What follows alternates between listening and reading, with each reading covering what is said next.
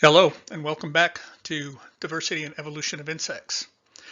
As we go through this course, we're going to be talking a lot about classifications, changing classifications, which classifications are best, how we make classifications. So I think it's important that we start out or have some time where we actually consider what classifications are and what they're good for and how we use them. So that's the topic for today. So if we go to a standard dictionary, I picked Webster's dictionary, and look up what the word classification actually means, we find that a classification is a systematic arrangement in groups or categories according to established criteria, specifically taxonomy. Now that's, like all definitions, that's a pretty loaded definition, so let's kind of break that apart a little bit and look at some of its constituent pieces. First, the word systematic. Let's not confuse that yet. You can see at the bottom of this slide that I have the word systematics with an S on the end.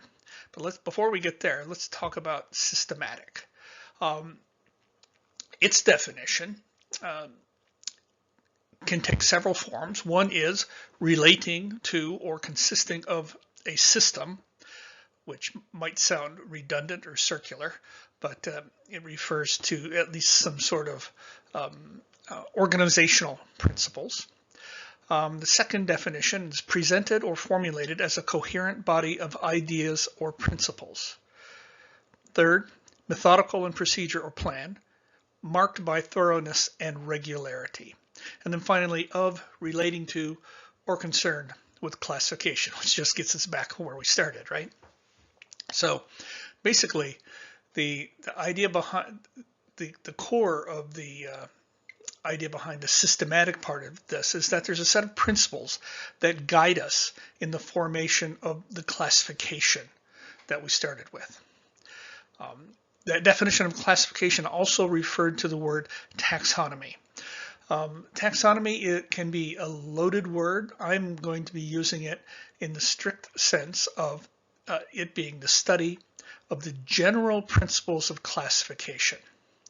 So there are many different ways to classify many different things, and the principles of coming up with a good classification is what is the concern of the field of taxonomy.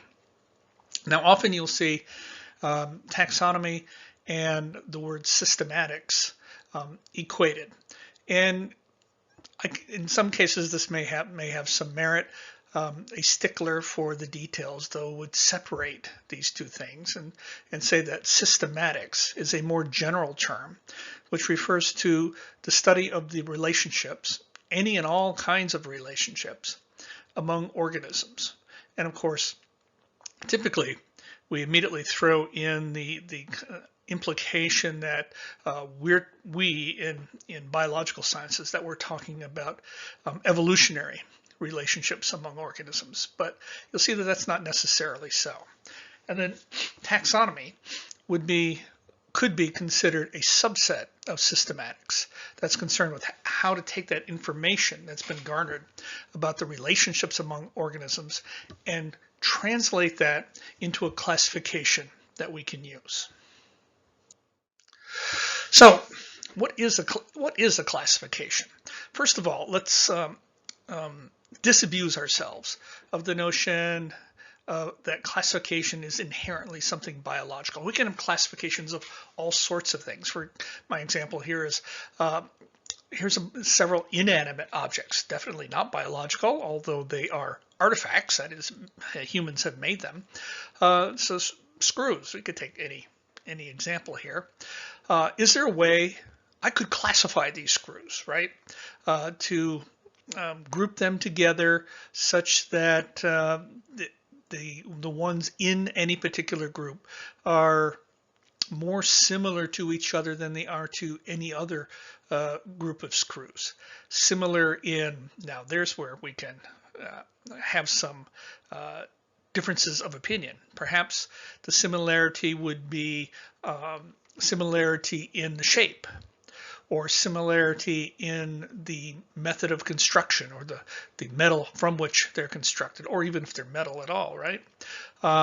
Similarity in what kind of screwdriver you use to drive these screws. There's lots of criteria that we could use to classify these screws. Shape, size, color, common point, Phillips head, etc., etc.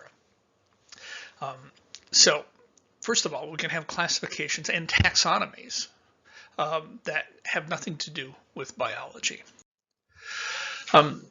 So given that classifications are not necessarily biological, what is the purpose of a classification? I mean, we as biologists use classifications all the time. And perhaps that's one point that I should have put up there, is that a classification provides us with a vocabulary with which we can communicate to one another so that we can be reasonably well assured that we're talking about the same thing. But when we're talking about those same things, what are we trying to convey? Well, one thing is that there's a lot of information about the world out there, about things, about screws, for example.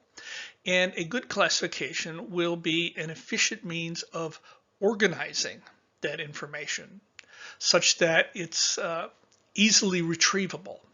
That kind of feeds into the second bullet point there, that a good classification is an efficient storage of it. Efficiently stores information. Probably should have looked at my grammar there a little bit more closely. And then a classification also can help if we know that a particular screw belongs into a particular category of screws, particular class of screws.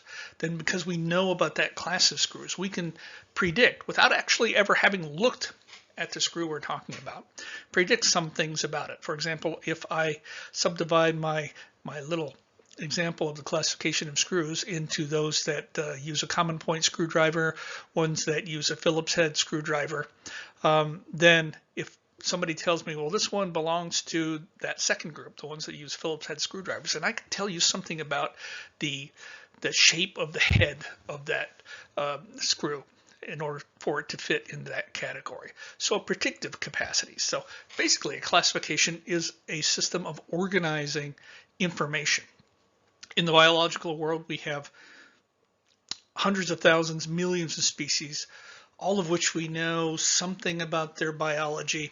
And how do we organize all that information in an efficient manner such that we can get information out when we need it, and also that when we talk about, when we use the name for that, a particular grouping within that classification, that along with that comes some implications about the features of the organisms that are classified together. So notice that these are, at least conceptually, that these are measurable quantities, the efficiency with which information is stored, the predictive capacity of classifications, so that it should be possible for us to compare one classification versus another and declare that one classification is better than another. Of course, the crux of that matter will always be the agreement about what the purposes of a classification are. I wanted to stress the point that classifications are more general than the biological classifications that after today we're probably going to be spending all of our time talking about. For example, here's a classification of stars, which is based on a combination of their brightness, the luminosity there on the y-axis, and their temperature on the x-axis. And so you can see that we can classify stars into white dwarfs, those that are relatively duller, is that the right word, not as bright, and also of lower temperature. We have higher temperature. I see this is going the other way. The giant stars over here, which are brighter and cooler, supergiants, and then the main sequence of stars along here. Another example. This is an example. I was trying to get things that are not biological. So certainly stars are not biological, although I suppose one could argue that stars do evolve, but I don't think, as far as I know, that stars reproduce and give rise to other stars, although I could be wrong about that. Here's an example of a classification of irregular verbs. You might, if you pause and take a look at this more closely, you see we have a classification of irregular verbs into various groups. In group 1 here, the irregular verbs consist of one word. That is like the word cut. Cut is both the present tense of the verb. It is also the past tense of the verb. It is also the participle of the verb. So all of these different forms of the verb have a single shape in this case.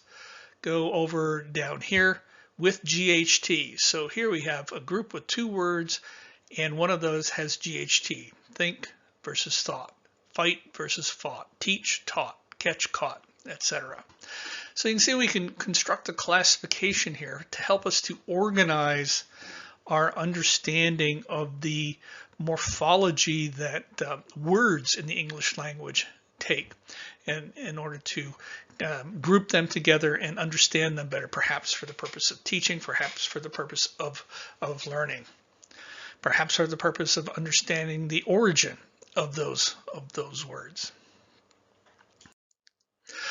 I also wanted to emphasize that classifications can take many different forms. The classification of the stars that we saw was an example of what I would call a non-hierarchical classification. I know that we probably have an inherent bias toward thinking about classifications, particularly biological classifications, in terms of hierarchies, and we'll talk about hierarchies in a second. The example of the irregular verbs was a hierarchical classification because, for example, we saw the category composed of two words and then a subcategory of that having the GHT in the past tense there. But there are different kinds of classifications that are not hierarchical. Here's one that I scammed off of the internet.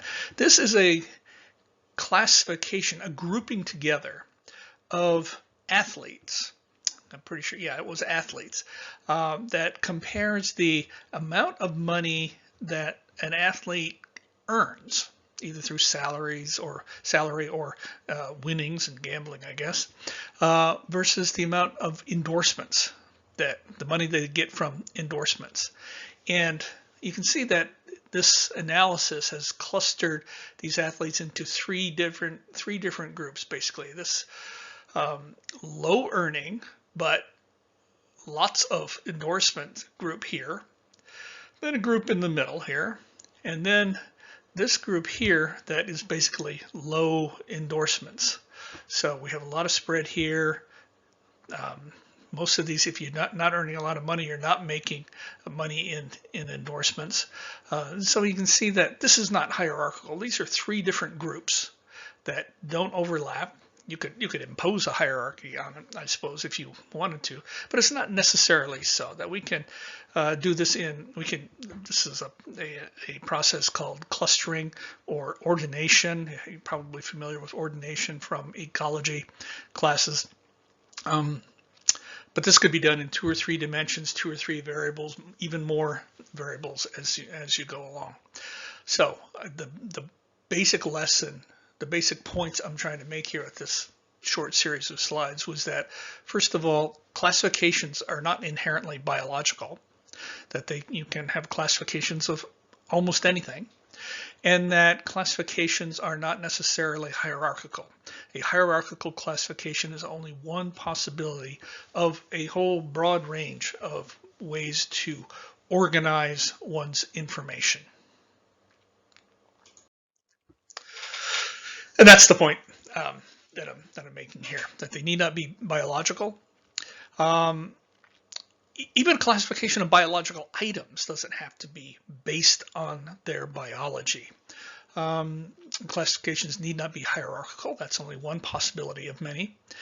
And if we can specify precisely what we seek the classification to do, what its function is, then it should be possible to compare classifications and make value judgments about which is better when you're comparing more than one classification, because that's something we're often going to run into, that people have different ideas about how organisms should be classified. And if we can specify what the goal is of the classification, then we can determine, based on those criteria, what the best classification is. So now to get to probably where you thought I was going to begin when I started talking about classifications and taxonomy. The tool that biologists used to talk about classifications of organisms since the middle of the 18th century, so over a quarter of a millennium, has been the so-called Linnaean hierarchy. You'll see Linnaeus's name spelled several different ways. Carl von Linné is what his name was in his native Swedish. Sometimes the Carl spelled with a K, since they both sound the same. And I see that I've inadvertently also spelled it in both, the name Linnaeus in both ways, that you'll encounter it in the literature, either Linnean or Linnaeus. I'm sorry, the first one should be Linneas. EUS, sorry, Linnaean. Linnaeus, Linnaean. But that's basically the Latinized form of his name. So remember, at this point in time in the middle of the 18th century when Linnaeus was active, the lingua franca of scientific publications was Latin. And so all of his famous works were written in Latin. The Linnaean hierarchy, at least as far as animals is concerned, goes from the most general, that is the group that includes the most species, the kingdom, down to the most specific, the species, in the order that I've outlined here on the slide: kingdom, phylum, class, order, family, tribe, genus, and species. You'll see that the plant classification differs just a tad in what they call phyla, but that's basically the same sort of arrangement in all of biology. A couple of things to point out here, little pet peeves of mine, if you don't mind. The plural of phylum is phyla, and the plural of genus is genera. Now, if you happen to be a French speaker, you would say that you would be using the word genre for genus. That's what they use. But if you're an English speaker, genre means something different than genus. So please don't refer to genera or a genus as genre. So that's the basic skeleton of the Linnaean hierarchy. You probably are aware that we can interpolate new levels into that hierarchy simply by adding prefixes to one of those words. For example, a grouping that is within a phylum but larger than a class could be called a subphylum. A grouping within an order but larger than a family could be called an infraorder. At that same level, within an order but larger than a family, you also see things like superfamily. So you'll come and see the root words derived from the skeleton of a Linnaean hierarchy with these prefixes added in order to indicate their relative position. We'll talk about the rules that govern the use of these levels in the classification when we get around to talking about nomenclature. But so I'm going to save that for another day. You will also find in classifications people using other idiosyncratic levels in the hierarchy. For example, a cohort. There are no rules that govern which levels you stick into your taxonomic hierarchy. So if you need more levels, one can, if we're going to take a legalistic view, one can add more levels into the taxonomic hierarchy. Now that I've used that word, I say, let's focus a little bit in that the biological classification that we use for organisms is hierarchical. And we'll get around to talking about why that is, why it's so ubiquitous. But that's for another time. But the classification as you traditionally learn it in general biology, general entomology, is a hierarchical classification, which simply means that it's composed of groups within groups within groups, with a single, I've called it a root here, which implies a tree, but a single starting point. So for example, all of the six-legged winged creatures that we study in entomology are classified together within the insecta. And then the insecta is subdivided into groups, and each of those groups is subdivided into groups. Another way of saying this in a more logical way, or logic-focused way, is to say that each group in a hierarchy is a proper subset of its parent. This means that, for example, a genus is a member of one and only one family. A single genus of let's say flies cannot be a member of two different families of flies. It can be a member of only one. So the subsets do not overlap between the groups that they are found within. A little bit of vocabulary here that people use to be clear about to be clear when discussing classifications is to distinguish between taxa and categories. So a taxon, that's the singular. Taxa is plural. Is the organisms that are classified at a particular rank in the taxonomic hierarchy. And a category is that rank or level within that hierarchy. So we would say that a family is a category. And the family Apidae, which includes honeybees and lots of long-tongued bees, is an example of a family. And the Apidae is a taxon. So the organisms within the family are comprise the taxon, and the position of that family, that they're classified together as a family, put in a particular place in the hierarchy. That place in the hierarchy is we refer to as a category. So category is kind of a general, and the taxon itself is a specific example of that category.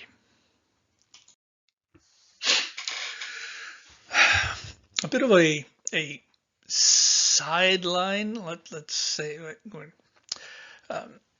one of the things we're going to find as we get into the different ideas about how biological classifications should be made is that it becomes very philosophical as we go along, which is good. It's good that we think about these things, at least at some point in our careers.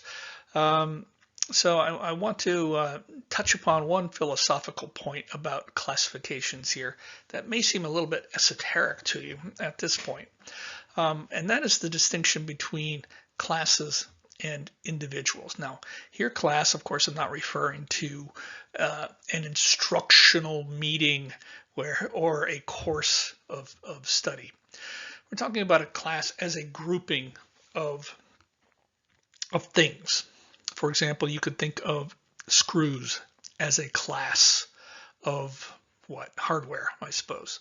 Nails as another class of hardware. So a class is a grouping. It has members. You know, there's different kinds of screws, and they're all put together into that class of screws. But the membership of that class that you're categorized as a screw is dependent upon how you define that class, or the concept of what a screw is versus what a nail is. So we can compare that to an individual. And here the difference between a classification of inanimate objects such as screws becomes relevant in comparison to animate objects like organisms. According to E.O. Wiley, who is an ichthyologist and systematist from the University of Kansas, an individual, as opposed to a class, an individual is restricted to a particular, what he calls, his language is a bit turbid at times, it's limited to a particular spatio-temporal framework, a place and time, and it has what he calls both cohesion and continuity. That harkens back to the point I was trying to make in the last video about what holds a species together. It's the ancestor-descendant relationships as we go through time, the continuity, and the cohesion, the reproductive interactions at any particular point in time that holds it together. Wiley also points out that individuals can participate in natural processes. The best example I can think of this is, for example, a species evolves. Evolution is a natural process, whereas it's not clear that something like a genus can evolve itself. A genus is composed of a group of species. Each of those species themselves can evolve, but does the genus itself evolve? That's the question at hand. As a matter of fact, I think it's the next question on this slide. So if we are separating things into classes, which are based upon some sort of definition, if you meet the definition, you are a member of that class, and an individual, on the other hand, which implies that you are separate and independent of other such individuals, we can ask which is it in terms of something like a genus. Let's say the bumblebee genus Bombus. This is a super specific taxon, meaning that it's above the level of species. It contains species. Is that genus an individual or is it a class? Another way of thinking about this is to ask the question, are things like genera, in this particular case that I'm using as an example, the genus Bombus, is that real in any sense? Is it an individual, or is it just a construct of the human mind that however I've defined membership in the genus Bombus, as long as a species meets that definition, it belongs to the genus? Wiley argues that superspecific taxa are actually neither fish nor fowl in this case. A genus composed of many species, in the case of bumblebees, is in a sense spatio-temporally bound by the same criteria that the species are, but there's a typo there, sorry about that, they do not directly participate in these natural processes, although their members do. So, for example, interbreeding, evolution, these kinds of things. So we can think of a collective of individuals, in this case the genus Bombus, made up of what I think all philosophers of science would say are true individuals, that is, the species. But they don't actually have all the characteristics of individuals themselves, and therefore Wiley classifies them as something else, as historical groups. Now you're going to see this distinction in action here in just a second. So for the next couple of, more than a couple videos, we're going to be talking about different ways that people have devised to classify organisms. We're going to take as our starting point the species level, that a species is a true individual has cohesion, it has coherence, spatiotemporally bound, participates in natural phenomena, and ask how can we classify, how should we classify those species together. And we're going to talk about three major schools of thought, approaches to constructing such a classification. And I just want to introduce those to you here so that we can jump right in to the gory details and also for each one. And as we do, you'll understand the overall context of what we would end up comparing these two. So the order in which I've got these is actually backwards temporally, so chronologically. So I want to start with a school called phonetics, or sometimes you'll see it referred to as numerical taxonomy. So the name phonetics was ultimately derived from the word phenotype, which, as you know, is simply the expression, the physical expression of the genotype of an organism.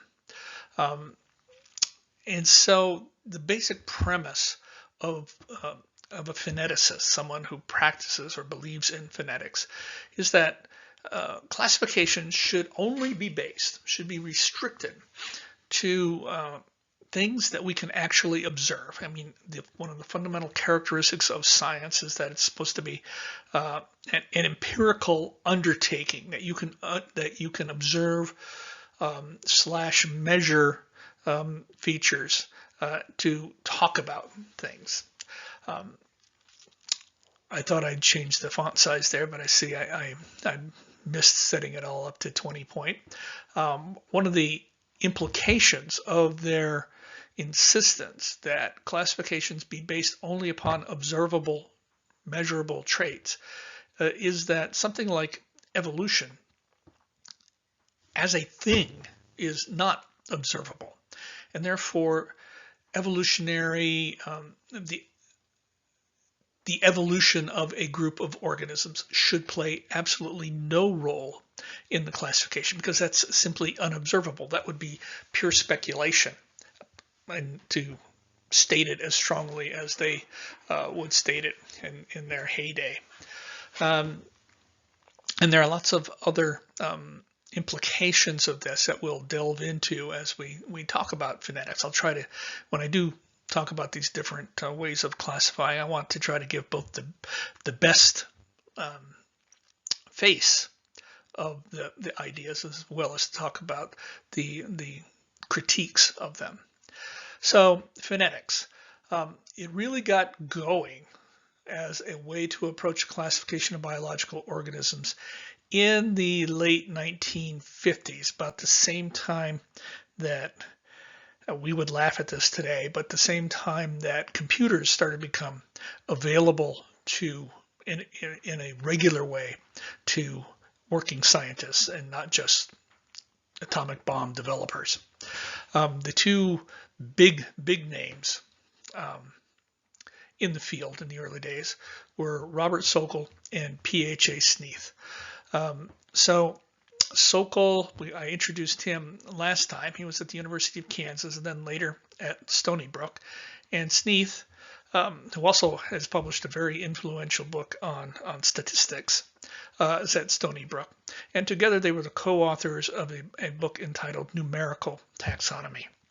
That's a bit of an anachronism these days, because I think anybody who classifies organisms, or practically anything these days, uses computers as tools that quantify what they are trying to classify. And so numerical taxonomy, while it characterized phoneticists early in the development of the field, it's no longer unique at all. So phonetics, classification should only be based on what's observed, and there's an emphasis on quantification. Operationality, if that's a word. By that I mean I can give you instructions on how to conduct the classification. It doesn't require any any great artistic insight or flashes of genius in order to come up with a classification. There's an algorithm to follow to construct a classification, and that algorithm can be explicitly articulated, that I can tell you what data are going into the analysis, how you're to analyze it, and therefore the classification that I come up with will match the classification that you come up with if we both follow the same methods. This may seem bleedingly obvious to you, but I was going to say in the old days, but it's still out there today. There are many classifications that are developed on the basis of the individual scientists, how shall we say it generously, their depth of knowledge of the group, their depth of knowledge of what's not published anywhere, fundamentally their intuition of how groups should be classified. And so, scientist A working in Washington, D.C. might have one idea of how to classify all horseflies. And scientist B working in Moscow might have a very different idea how to classify them. Because they come to different classifications. Why? Because they are either intuitively or perhaps explicitly using different criteria for how to group these things together. So it's not, and they might have different backgrounds and understanding of the group. So that we can come up with different classifications. That is anathema to a phoneticist. The phoneticist wants to be able to repeat the classification, to verify the classification that someone has produced. And then the final thing I want to say at this point about phoneticists is that their mantra almost is that the groups that one recognizes in a classification must be based on the overall similarity of the members of that group. Another way to say this is that if a species is classified in group A, then it is more similar to other members of that group A than it is to members of any other group. And we should be looking at all possible characters, overall similarity, not just looking at wing color or feather color or leg morphology or something like that. We should be looking at all possible characters in order to classify organisms.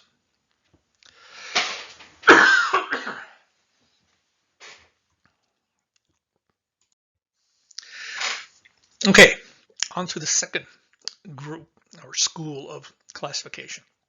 A field goes by a couple of names commonly. I think that most people today would refer to it as phylogenetics systematics or just phylogenetics. It is also commonly called cladistics, although some people who use that term use it with a bit of a pejorative air about it.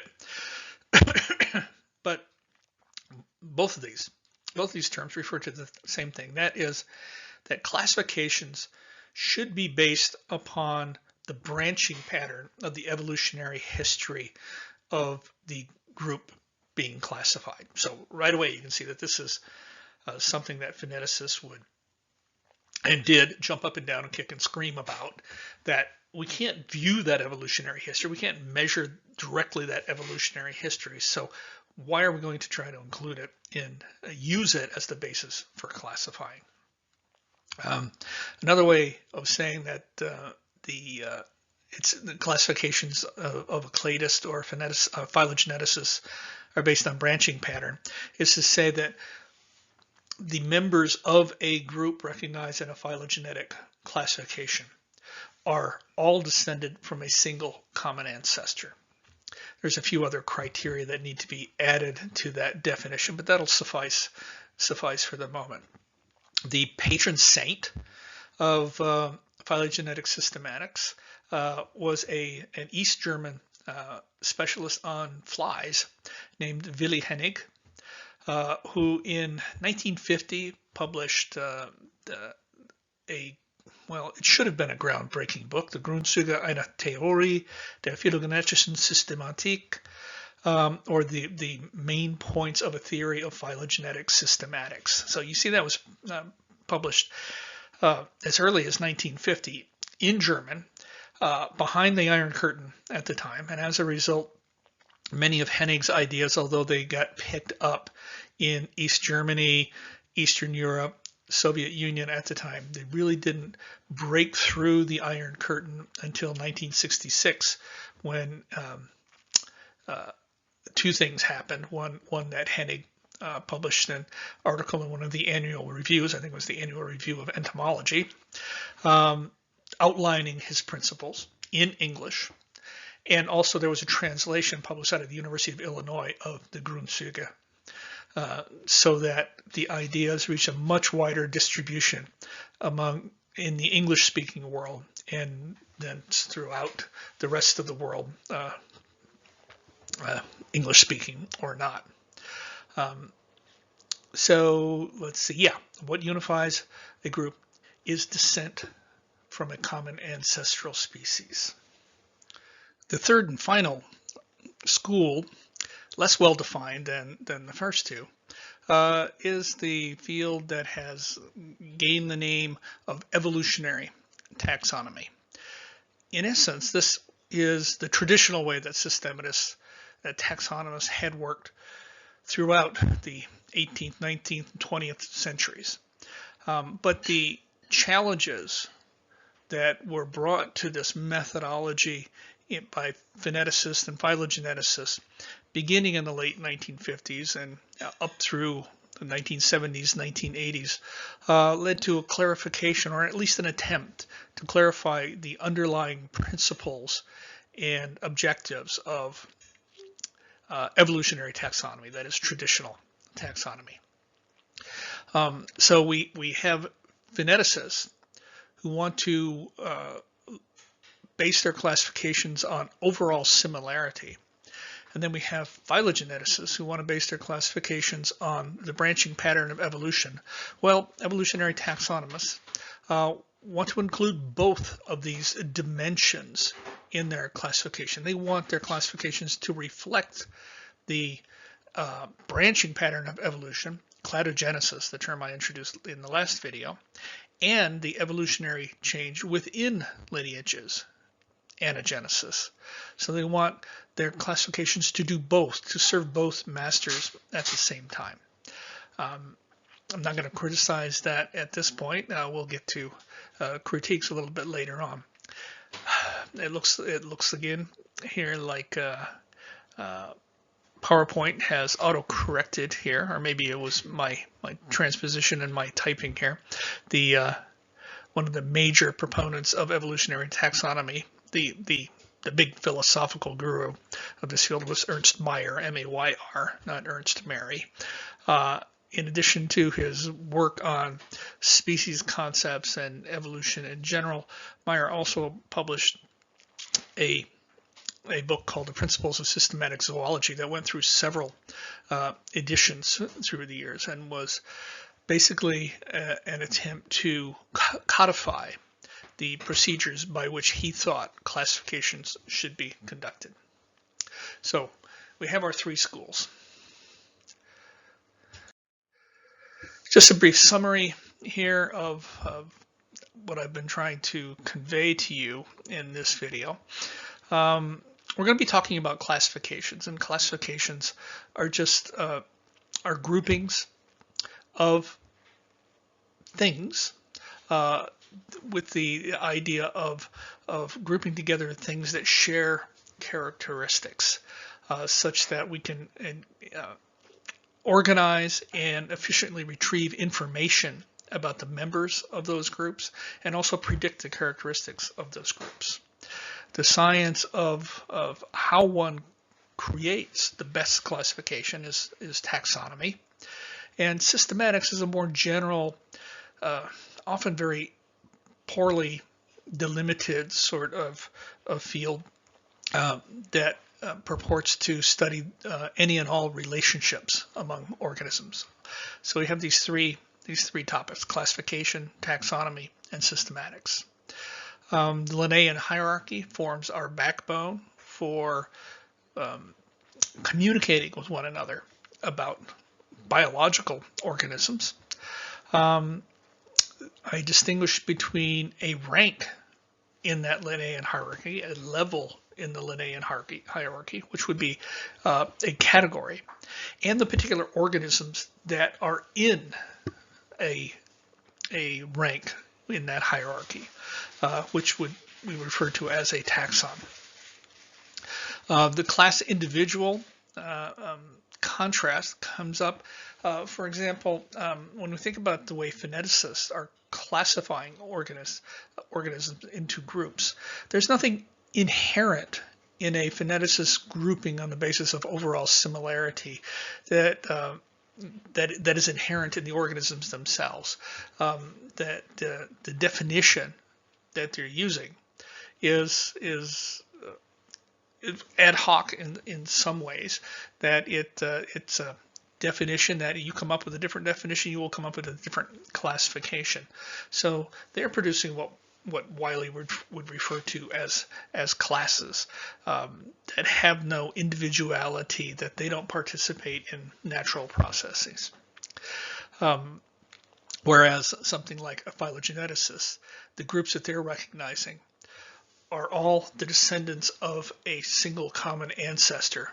The members of the group are all descendants of a single common ancestor. So they have that in common, that simply by virtue of having that ancestor, they are a member of that group. And then I finish up with a brief introduction to the three major schools of classification, which we're going to delve into in more detail. Great fun detail. Phoneticists, who base their classifications on overall similarity. Phylogeneticists, who base their classification on common ancestry. And then evolutionary taxonomists, who try to meld together both of those features of phonetics and phylogenetics to encompass in their classification the change that takes place within a lineage, anagenesis, and the splitting of lineages through evolutionary history, cladogenesis. All right, so that's enough for today. I'll get through the editing and get this thing posted for you as soon as I can. Thanks.